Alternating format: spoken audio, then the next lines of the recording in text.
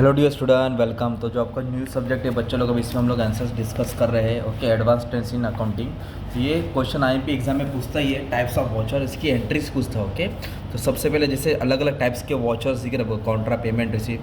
अभी एक एक को मैं डिस्कस करता हूँ। ओके, तो कॉन्ट्रा वॉचर क्या होता है? When an entry to be pass from one cash to another cash, एक कैश से दूसरा कैश, मतलब बैंक। कैश और बैंक जब साथ में आता है तो कॉन्ट्रा एंट्री यूज़ होता है। फिर इसका कोडिंग कैसा है, आपको क्या जाना है, गेटवे ऑफ टैली में जाना है। अकाउंटिंग वाउचर को क्लिक करेंगे। F4 किसको किसको F4 किसका होता है? काउंटर प्रेस का होता है। इधर तुम्हारा काउंटर एंट्री क्या हो जाएगी? पास हो जाएगी। सिंगल एंट्री या डबल एंट्री बोर्ड में क्या हो जाएगी? पास हो जाएगी। तो तुमको याद रखने का काउंटर में क्या होता है? F4। ओके, वैसे एक होता है पेमेंट वाउचर, मतलब कंपनी जब किसी को भी पे करती है, any payment made by the company from bank या कैश, रोकड़ा या कैश देती है, तो इसके लिए पेमेंट वाउचर यूज़ होती है।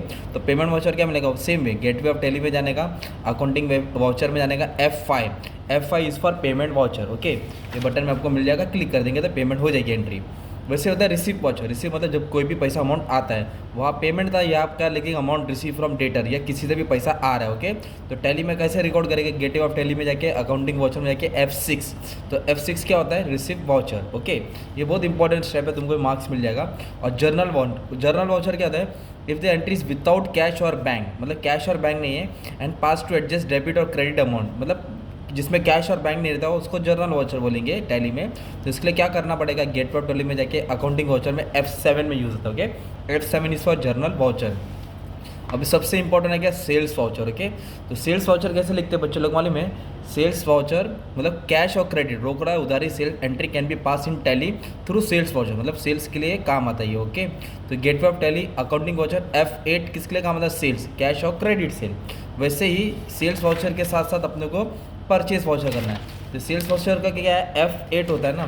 तो परचेस वाउचर के लिए क्या करना पड़ेगा? कैश और credit purchase entry can be pass in Tally through purchase voucher. Okay, तो इसके लिए आपको क्या करना पड़ेगा? Gateway of Tally accounting voucher F9 में जाना पड़ेगा। ओके, और जो माल रिटर्न होता है ना, एक क्रेडिट नोट होता है, एक डेबिट नोट होता है। तो on sale entry is pass if there is a sales return, तो सेल्स रिटर्न के लिए क्रेडिट नोट यूज़ होता है, याद रखना। सेल्स रिटर्न के लिए क्रेडिट नोट और परचेस रिटर्न के लिए क्या होता है? डेबिट नोट यूज़ होता है। तो क्या करना पड़ेगा? फीचर्स कैसे तुमको अवेलेबल है गेटवे टैली में F11।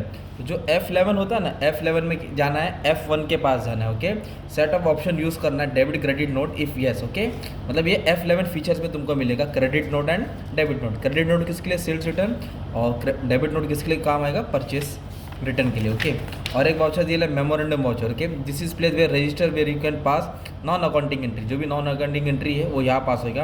In other word, if you pass entry in memorandum voucher it will not affect any ledger Tally, मतलब ये जो भी एंट्री कैश के रिलेटेड नहीं है, नॉन एंट्री रहती है, उसको यहाँ पास करेंगे।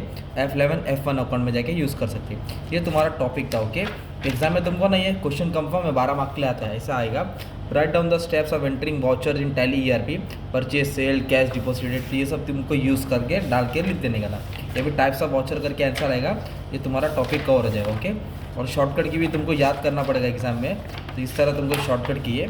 Contra F4, payment F5, receive है ना F6, journal entry F7, sales entry F8, purchase entry F9, debit note के लिए कंट्रोल प्लस F9 है, क्रेडिट नोट के लिए F8। इतना तो याद कर लेने का। Okay, thank you very much and all the best for exam.